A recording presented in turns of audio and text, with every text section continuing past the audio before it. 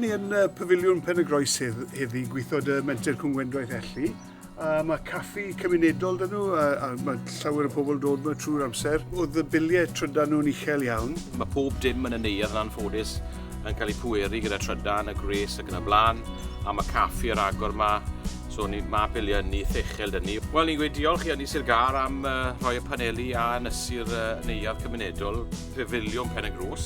Mae rhywbeth fel 7 neu 8 kilowatt ar y to, a mae wedi dod lawr ar biliau trydan. Wers cael yr paneli, ni wedi dod lawr ar biliau i bryti cwarter beth o'n nhw o blaen. So ni'n hapus iawn, a mae'r nysu wedi helpu hefyd, as mae'n adeilad eitha o'r i gwir y gweithio chi.